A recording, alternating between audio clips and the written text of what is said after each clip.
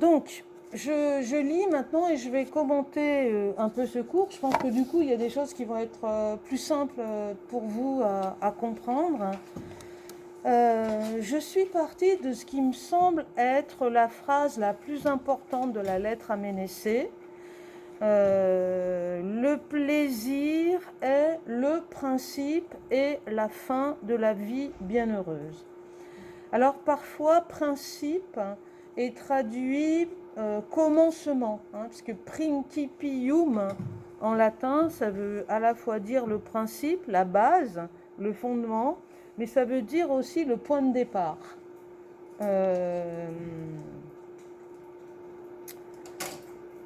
Alors, j'explique ensuite les deux moments de cette phrase, puisque vous voyez qu'il y a dans cette phrase deux affirmations qui réunies en une seule nous ramènent à l'idée que tout relève du plaisir, que toute l'existence se résume finalement au plaisir et à son contraire, la douleur. Néanmoins, dans cette phrase, il faut à la fois expliquer en quoi on peut dire que le plaisir est principe ou commencement de la vie bienheureuse et en quoi le plaisir est le but ou la fin de la vie bienheureuse. Donc Épicure fait du plaisir le seul bien, la seule fin vers laquelle tout vivant tend. Il y en a qui n'ont pas le texte sous les yeux. Je vois Claire, vous n'avez pas le texte sous les yeux? D'accord. Il y en a beaucoup comme Claire ou tout le monde a à peu près le texte sous les yeux?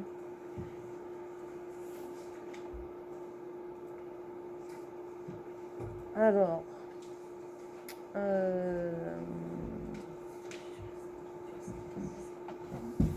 excusez-moi.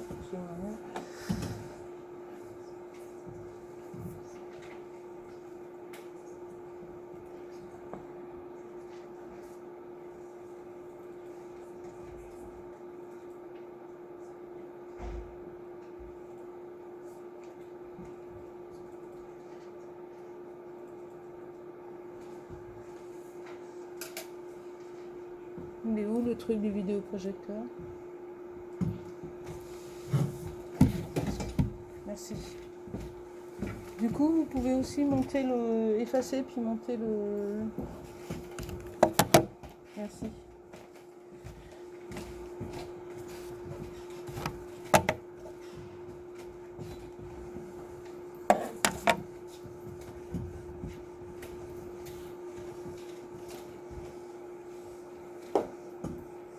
Il faut que vous me disiez ensuite...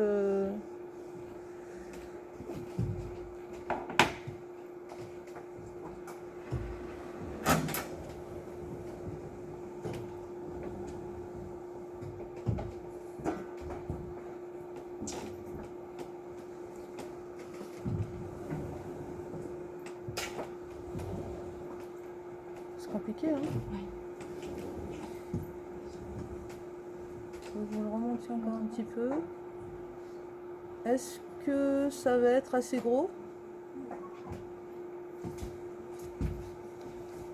Merci beaucoup. Alors, c'est difficile de comprendre le commentaire d'un texte quand même qu'on n'a pas sous les yeux. Du coup, il faudrait peut-être aussi éteindre une lumière. Bon, si vous y voyez, si vous n'y voyez pas, vous allez adapter, faites comme vous voulez. Donc, il fait du plaisir le seul bien, la seule fin vers laquelle tout vivant tend. Loi implacable de la nature. Il rattache cela aux notions de besoin et de satiété. J'insiste sur ce concept de nature puisque vous voyez à nouveau un philosophe de l'Antiquité poser finalement la nature comme un modèle et la loi de la nature comme devant être en fait la loi qui s'impose et que nous devons suivre parce que de toute façon cette loi est bonne. Tout être vivant oscille entre besoin ressenti douloureusement et satisfaction du besoin ressenti agréablement. Donc, comprendre que le plaisir est la fin de la vie, c'est comprendre, si vous voulez, que l'homme en tant qu'être vivant, alors ça vaut pour l'homme, ça vaut pour l'animal aussi, hein, que l'homme en tant qu'être vivant ne peut pas faire autre chose que de tendre vers le plaisir. Et il ne peut pas faire autre chose que de tendre vers le plaisir, qu'en quelque sorte, si vous voulez, c'est une loi de la vie, et qu'il ne peut pas faire autre chose tout simplement parce que la loi de la vie qui est en lui l'oblige à satisfaire ses besoins vitaux, et ainsi à éprouver la satisfaction du besoin satisfait.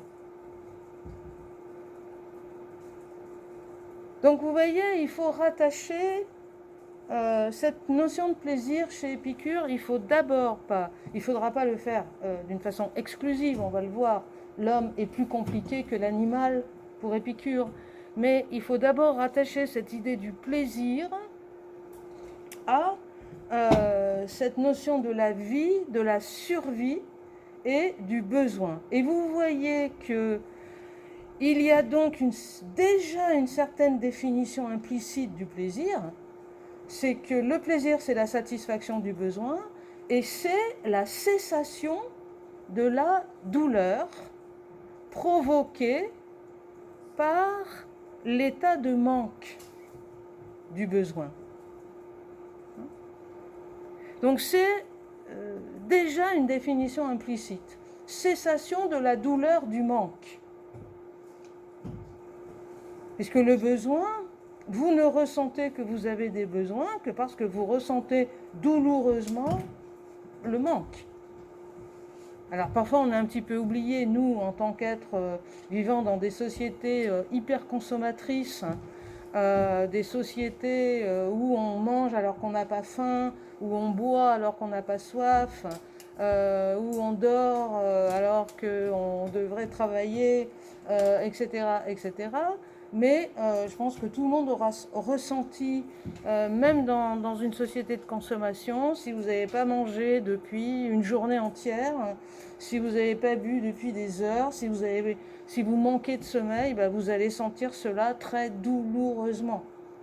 Donc vous voyez que le besoin, ce n'est pas quelque chose d'abstrait, c'est quelque chose qui passe par le corps, c'est quelque chose qui passe par un ressenti. Et dans ce ressenti, on va faire la distinction entre le ressenti négatif de la douleur et le ressenti positif du plaisir.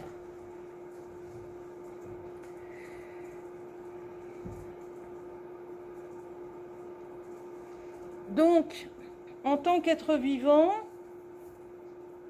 d'une certaine façon, Épicure pourrait nous dire je ne peux pas fixer dans mon existence un autre but que le plaisir. Même si je le voulais, je ne le pourrais pas. Parce que ce serait la négation de ma propre animalité, au sens où ce serait la négation de la loi de la vie qui me traverse en tant qu'être vivant.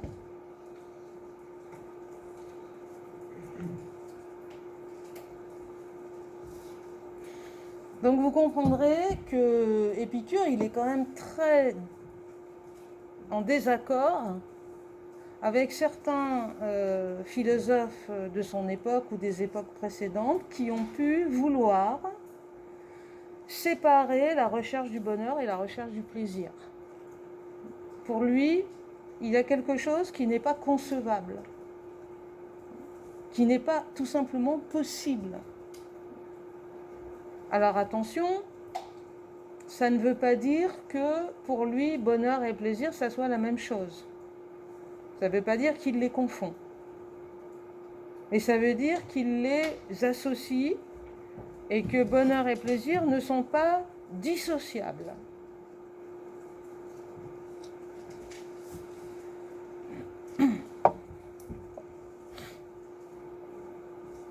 C'est bon? Alors, mais si le plaisir est la fin, je poursuis la lecture, il est aussi le commencement, le principe, le fondement de tout bonheur. Alors, qu'est-ce que ça signifie et quel est au fond le sens de cette maxime centrale de la sagesse épicurienne? Et puis après, on examinera toutes les conséquences que cela entraîne. Eh bien, ça signifie d'abord que la seule expérience que l'homme fait de matière et d'atomes puisse avoir du bonheur est l'expérience corporelle du plaisir. En termes plus actuels, cela revient à dire que l'on ne peut pas élaborer l'idée abstraite du bonheur indépendamment des expériences physiques du plaisir. Le contentement, la pleine réalisation de soi, s'éprouvera d'abord par des sensations de bien-être physique, d'équilibre corporel, de ce que Épicure nomme l'ougénia, c'est-à-dire la santé. Vous avez ici le mot d'ailleurs grec qui est à l'origine du mot français hygiène, ougénia. Donc, ça c'est... Je ne sais pas si vous comprenez complètement en fait ce que j'ai voulu écrire, ce que j'ai écrit. Il me semble que ce qu'Épicure veut nous faire comprendre, c'est que bon, le bonheur, c'est un idéal. On est d'accord? Donc, le bonheur, c'est quelque chose à quoi j'aspire. Donc, c'est un idéal, et tout idéal est d'abord une idée. L'idéal n'est pas seulement une idée, si vous voulez, mais c'est d'abord une idée, et c'est une idée qui me sert de direction, qui me guide dans ma recherche. Je vais peut-être l'atteindre, cet idéal, ou peut-être que je ne l'atteindrai pas. J'oserais dire, ça n'a pas beaucoup d'importance, pourvu que j'ai des idéaux. Parce que quand on n'a pas d'idéaux, on tourne en rond, ou on fait du surplace, mais on ne sait pas où on va, on ne sait pas pourquoi on fait ce qu'on fait. Donc, un monde sans idéal, c'est quand même un monde, qui ne peut amener qu'au pessimisme, au désespoir, au cynisme aussi, à toutes ces attitudes parfois assez présentes dans notre monde d'aujourd'hui. Donc, le bonheur, si vous voulez, c'est une idée. Mais pour Épicure, cette idée, nous la forgeons à partir de nos sensations. Parce qu'encore une fois, nous sommes faits d'atomes, nous sommes faits de matière, et même nos idées sont produites par un cerveau qui est fait de matière.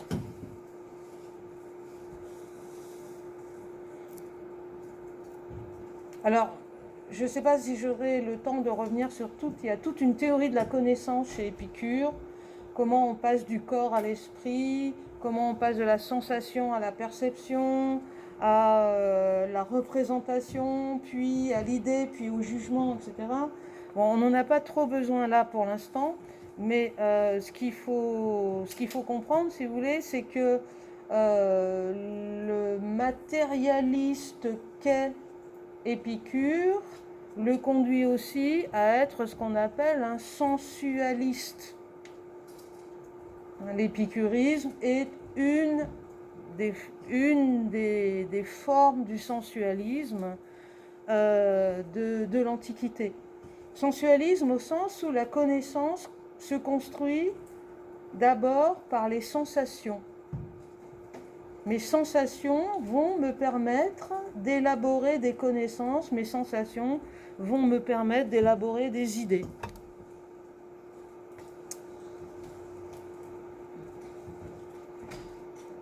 Et effectivement, pour lui, eh bien, quelles sont les sensations que je vais avoir? Des sensations de plaisir et des sensations de douleur. Alors, vous allez me dire, il peut aussi y avoir des sensations neutres. Toutes mes sensations ne sont pas soit plaisir, soit douleur. Et c'est vrai, il y a des sensations neutres. Mais comme je suis par ailleurs un être de besoin, si vous voulez, je suis toujours, du point de vue du besoin, soit dans un état de manque, soit dans un état de satisfaction de mes besoins. Et donc, je vais alterner plaisir, déplaisir, etc. Alors, vous avez peut-être travaillé l'année dernière la psychanalyse et les théories freudiennes. Il se trouve que Freud, à la fin du 19e, début du 20e siècle, va exactement décrire ainsi la vie du tout petit. Le bébé ne vit qu'une alternance de plaisir et de déplaisir. Alors, après, ça va changer, évidemment. Mais il a faim, il a soif, il a froid, il a mal, il crie, il gigote, il gesticule. On s'occupe de lui, on satisfait ses besoins, il va s'endormir, il va être tranquille, il va avoir très vite un sourire béat de satisfaction, etc. Donc il va alterner plaisir et déplaisir. Eh bien, pour Épicure, si vous voulez, toute notre vie n'est que cela. Même si nous n'y sommes pas forcément attentifs, puisque nous avons nos obligations professionnelles, nos obligations scolaires, nos obligations familiales. Donc parfois nous laissons de côté nos besoins, la satisfaction de nos besoins, etc. Bon, mais n'empêche que à tout moment vous pouvez vous dire j'ai faim, je n'ai pas faim, j'ai soif, je n'ai pas soif, j'ai sommeil, je n'ai pas sommeil. Donc j'ai du plaisir, j'ai du déplaisir, et est-ce que je suis bien? Et d'une certaine façon, chez Épicure, ça peut définir en fait ce concept de bien-être. Souvent on confond bonheur, bien-être. À tout moment, effectivement, on peut déterminer cette idée du bien-être, du degré de bien-être qui est le nôtre. Ou encore de ce que les médecins appellent aujourd'hui le confort de vie.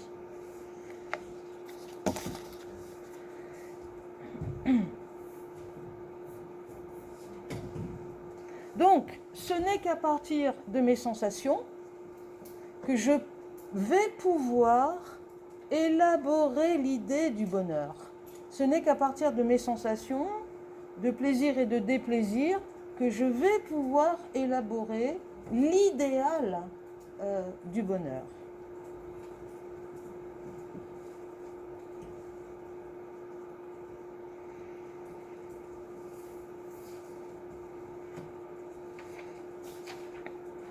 Alors j'ai noté ensuite, quand on dit que le plaisir est le principe et la fin de la vie bienheureuse, on peut lui donner une deuxième signification, et c'est cette signification qu'on va trouver chez Lucrèce.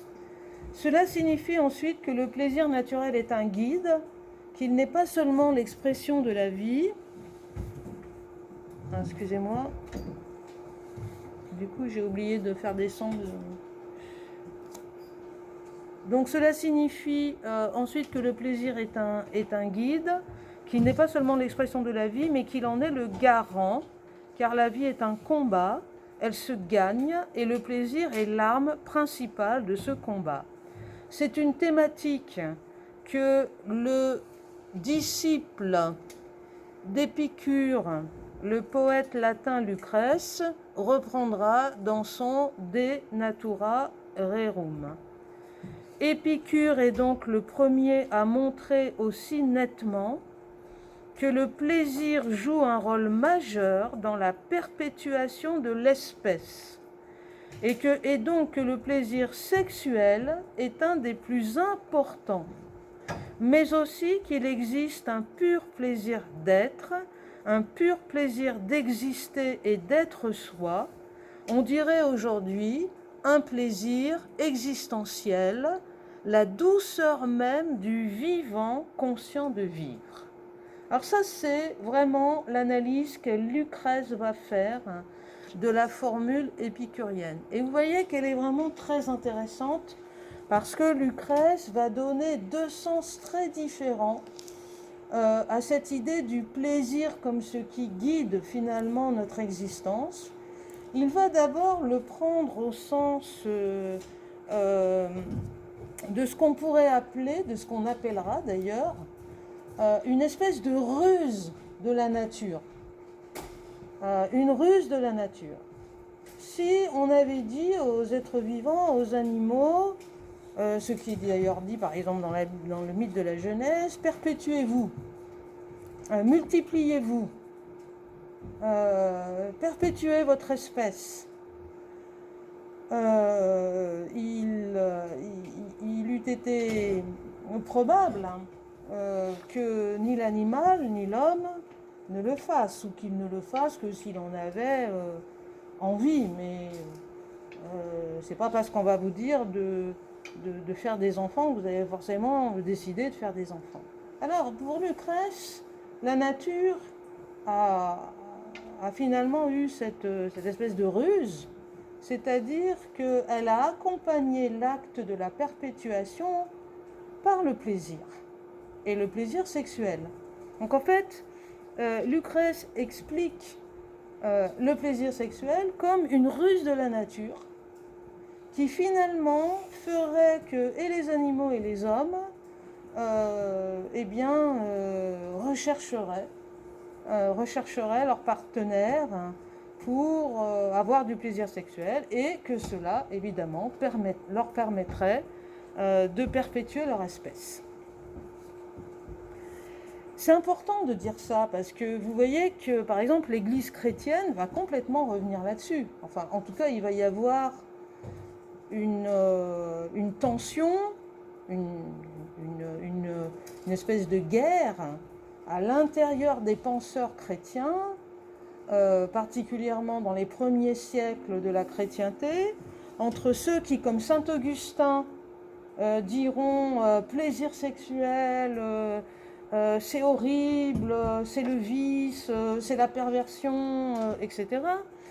Et derrière, allez dire aux hommes et aux femmes qu'ils doivent se reproduire, mais qu'ils ne doivent pas rechercher le plaisir dans l'acte de la reproduction.